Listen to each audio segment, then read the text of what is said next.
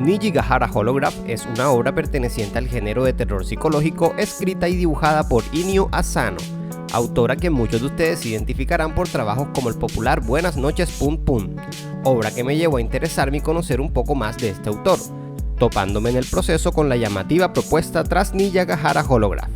En esta historia el autor nos introduce en un inquietante, doloroso y oscuro rompecabezas narrativo impregnado de una cruda violencia y toques sobrenaturales. El argumento sigue una serie de personas cuyas vidas desde muy temprana edad, por capricho del destino, la magia de las probabilidades o quizás por intervención de alguna entidad más allá de nuestro entendimiento, se cruzan en una serie de desafortunados eventos de los cuales seremos testigos e iremos descubriendo atando cabos en la medida que avanza o retrocede esta historia. Y es que precisamente mucho del encanto de la obra reside en su original presentación, misma que nos exige armando el argumento, si bien sobre un mismo eje argumental y con los mismos personajes, pero sacándonos de las convenciones, presentándonos los hechos desde diferentes momentos en el tiempo. El pasado, el presente y el futuro se entrelazan en un entretenido rompecabezas que es a fin de cuentas el que impregna la historia con cierta complejidad, haciendo necesario que para entender de qué va todo este asunto, no basta en la mayoría de los casos con una sola lectura. El ejercicio resulta absorbente y por supuesto muy entretenido si son traumados con el tema de argumentos vuelacabezas. No está de más apuntar que el contenido no a todos agradará. Por un lado, este autor imprime un ambiente depresivo en sus obras.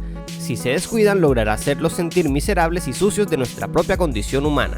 Sin embargo, la misteriosa historia y su particular estilo para ser milimétricamente narrada hacen que valga la pena todo lo feo. La recomendación de siempre, amigos, solo se tiene una oportunidad para la experiencia, así que primero recurran al material y después pueden regresar a este video ya sea para contrastar sus conclusiones o si de plano si les hace falta un poco de orientación para entender qué carajos acaban de leer. Muy bien, acá no les voy a complicar la existencia con simbolismos o teorías locas. Lo que queda claro es que la base para poder comprender esta historia reside en establecer un orden cronológico adecuado a los eventos. Las piezas están repartidas sin sentido aparente y a decir verdad hay algunos elementos que sospecho que el autor en su afán de confundir reinarás mete sin más y que genuinamente no aportan nada y solo están allí para crear dudas en el lector. Así que en esta revisión omitiremos todo eso y lo que viene a continuación es la historia narrada de la manera convencional, sin saltos temporales ni otras mamadas. En la primera página del manga vemos a dos bebés llorando. Estos son los hermanos Amahiko y Ari Kimura, hijos de un matrimonio aparentemente feliz. Sin embargo, un día mientras pasean les entra un rollo existencialista cuando la madre despierta de un sueño recurrente en el que se ve a sí misma como una mariposa y dice que puede ver lo que pasa en el futuro, que Dios se aburrió del mundo, que todo se va a ir a la mierda y que solo habrá sufrimiento. Allí pues surge una diferencia de conceptos con el señor Kimura, quien se niega a aceptar lo que dice su esposa y digamos que se descontrola un poco y agrede a su esposa en plan cállate la puta boca. Se podría decir que todo esto es una suerte de metáfora de cómo lidiamos con las cosas desagradables de la vida. Algunos pues se ponen violentos y buscan dañar al prójimo.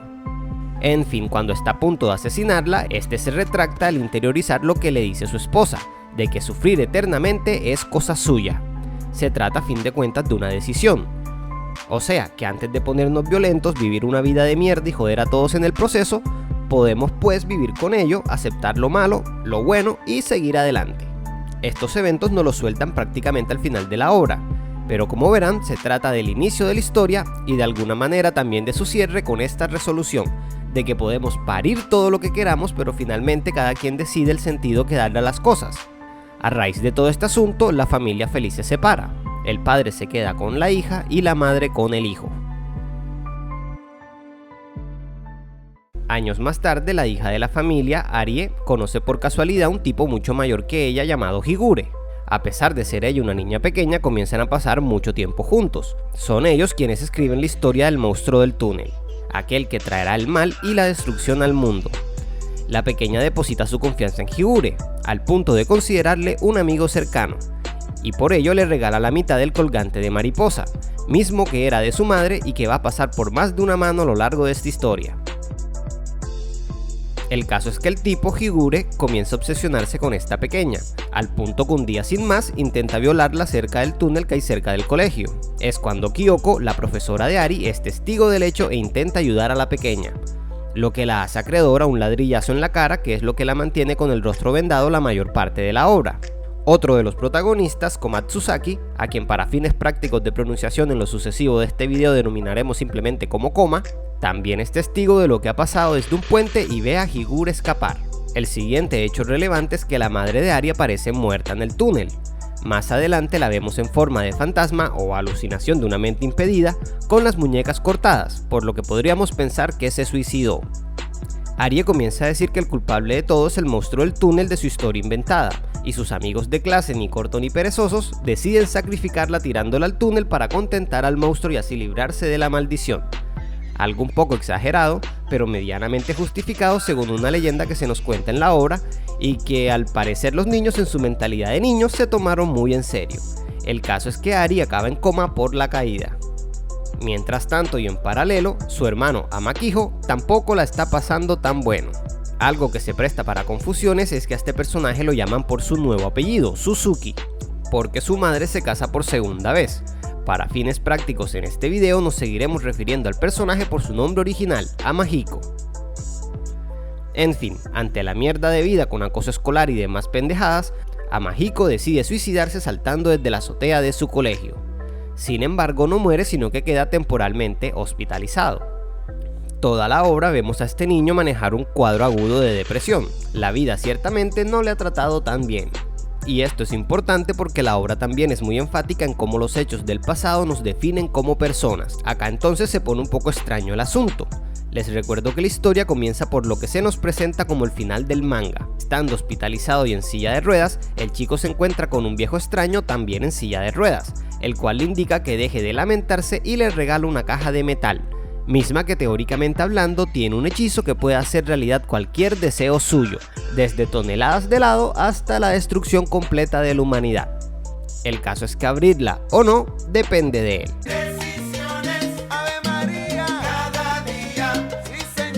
En fin, el viejo le aconseja que viva su vida como le venga en gana y que sea fuerte a pesar de las adversidades. El chico le dice al viejo su nombre y el anciano le responde que se llama igual.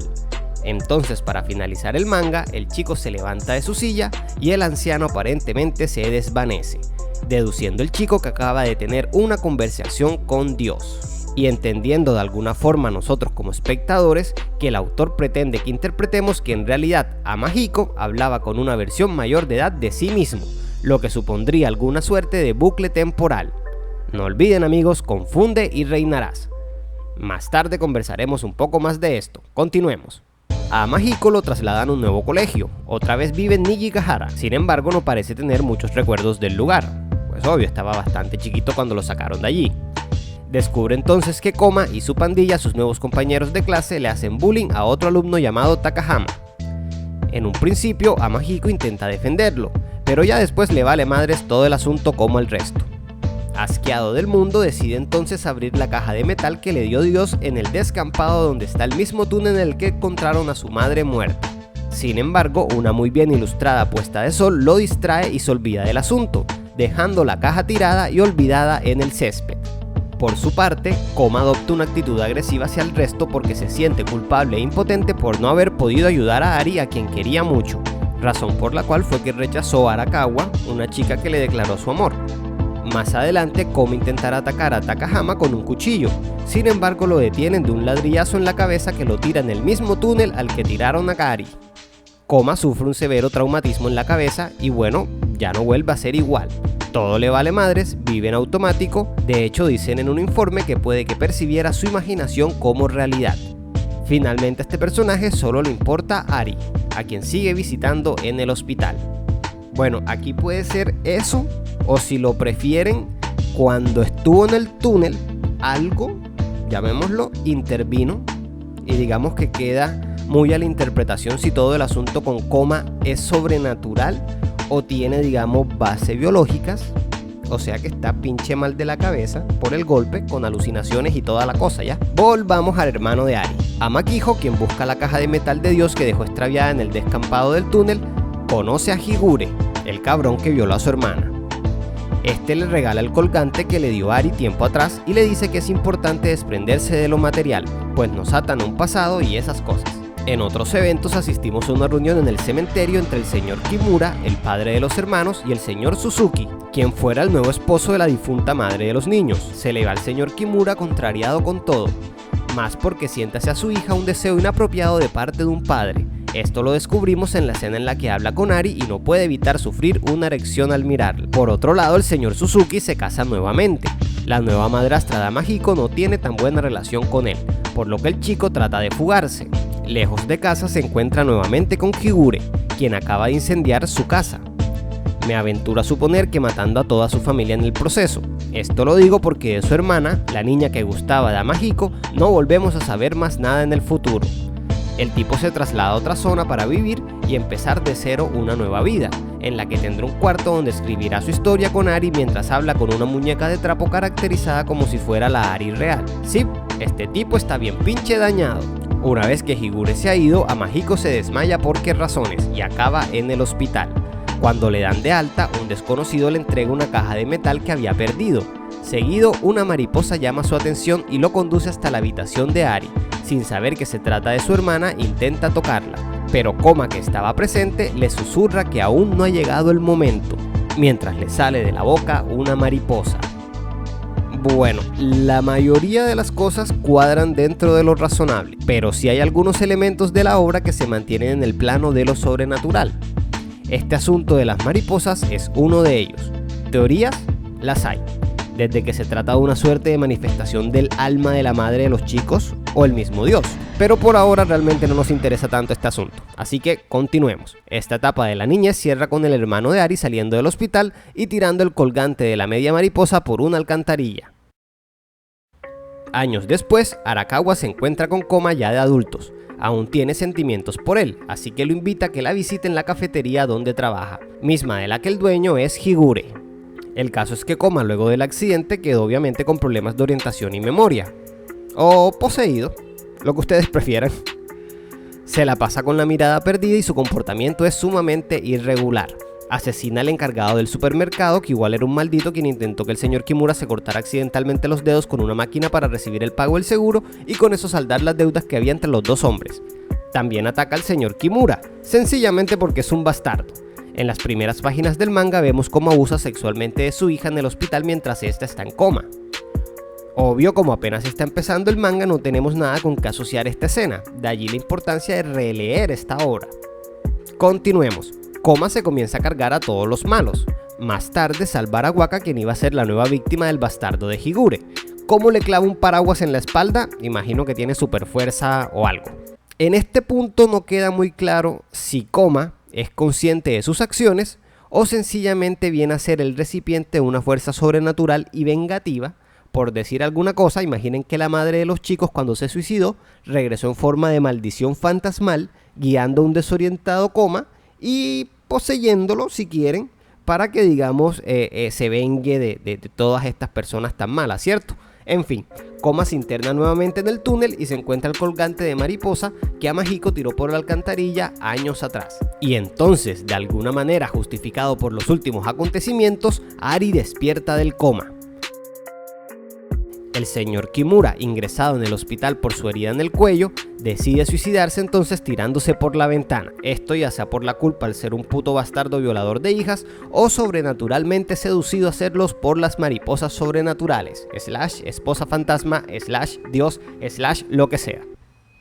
Entonces, habiendo pagado todos los culpables por sus pecados, ha llegado el momento de que los dos hermanos se reencuentren. Muy lejos de todo este bardo, el señor Suzuki, el hombre que ha criado a Mahiko, le confiesa quién fue su verdadera madre, por lo que el hermano de Ari decide volver a Nijigahara para visitar su tumba. En el cementerio, Arawaka le entrega el colgante de mariposa que Koma le había dado a su vez para que se lo diera. Es entonces que viene otra de esas escenas raras. El hermano de Ari recuerda que de niño le entregó la caja de metal a un desconocido, que no es otro que él mismo de adulto, así que vuelve y juega. De alguna manera nos inducen a que Mahiko se ha cruzado varias veces consigo mismo a lo largo de su vida.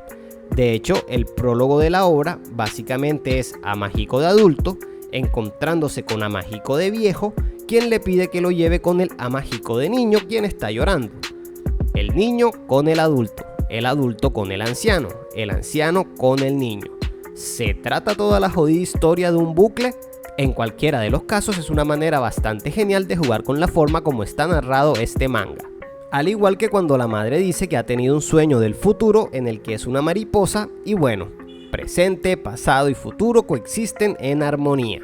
Todo el tema de la caja con 6 deseos tampoco parece ser importante precisarlo, pero para entender un poco su sentido es exactamente lo mismo que le decía la madre de Ari al señor Kimura en un principio, o en el final. Todo depende de uno, abrirla o no, ser desgraciados o ser felices.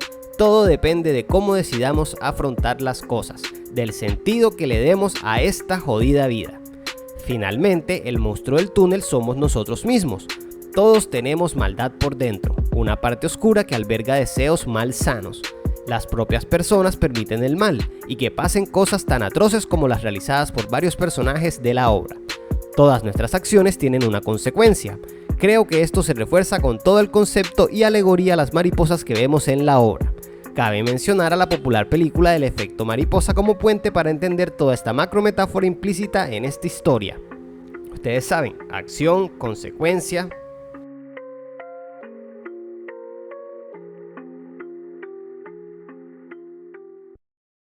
Y entonces llegamos al final. O sea, no el final que es el principio, sino el final, al menos dentro de lo que cabe ser el final. Cuando los hermanos se encuentran. Y acá también está un poco raro el asunto, porque hay una suerte de visión donde él la agrede sexual y físicamente, luego huye desesperado para ser cubierto de mariposas y desaparecer. Entonces despierta. Todo esto viene siendo algo así como una super macro alegoría de culpabilidad, de consecuencias, de hechos, de acciones.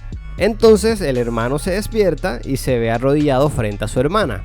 Todo se ve en negro e inicia el epílogo de la obra, que es de hecho el inicio de toda esta historia. O sea, lo que les comentaba en un principio de la familia feliz y cómo vieron esta diferencia de conceptos, uno quiso matar a la otra y bueno, básicamente de ahí desprende toda la historia. El futuro en sí de los hermanos, digamos, queda sumamente abierto y libre a la interpretación. A continuación me gustaría destacar 2 escenas del epílogo. En una de ellas vemos a Arawaka simbólicamente matando a una mariposa en plan me vale madres todo el tema de las consecuencias. Efectivamente Koma sigue con ella, aunque en la última aparición lo habíamos visto que había como que cumplido con lo que él quería su misión y se le veía más tranquilo ir a ver a su amiga Ari al hospital. Ahora lo vemos otra vez ido. No es oficialmente conectado, pero el espectador nunca tiene razón de cómo asume este personaje, o sea Koma, el despertar de Aria del coma. Valga la redundancia. Se podría interpretar que el interés de Arawaka en que este no salga de casa tendría que ver con que no se enterara de pronto que su amiga y amor despertó del coma. Así pues lo tiene solito para ella. El caso es que el pobre Koma quedó básicamente secuestrado por esta chica. En otra de las escenas vemos nuevamente al bastardo de Higure, pero resulta cronológicamente complicado ubicarla. Puede ser antes, incluso después.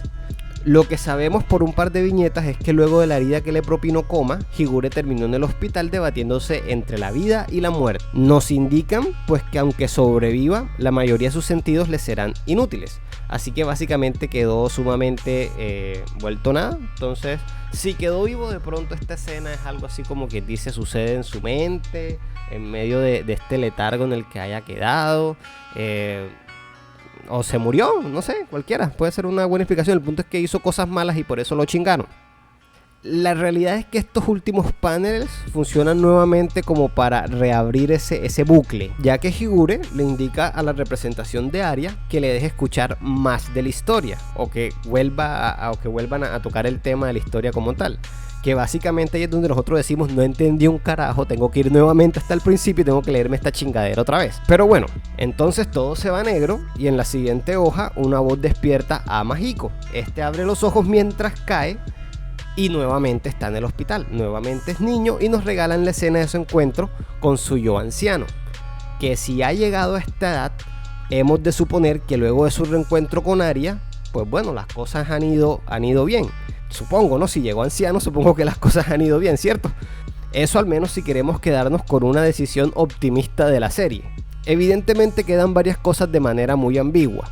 Hay cosas que dentro de los acontecimientos, cuando se miran desde una perspectiva completa, hace que pierda un poco de sentido en los eventos, en la casualidad o en la causalidad de los mismos. ¿Acaso tiene todo sentido separar a los hermanos y reunirlos, vengar el mal, aceptarlo? Lamentablemente se hace difuso muy rápido, y quizás es por eso que en algunos focos de la recepción de la obra se mantiene la desconfianza, tildando el trabajo incluso de intrascendente o pretenciosa. Pero si de decisiones se trata propiamente, yo opino que el autor de una u otra forma nos ha presentado una obra con un experimento de narrativa genial e intrigante. Un acertijo temporal que nos exige atención al lector para poder descifrar el argumento en este juego narrativo, y al mismo tiempo ha logrado dar un bonito mensaje cargado sutilmente de sentido filosófico para leer entre líneas y entre los eventos. Un manga de los raros, corto pero sustancioso. En mi humilde opinión y sin desmeritar, mucho mejor que el citado Pun Pun. No siendo más, su amigo Mata Aburrimiento se despide.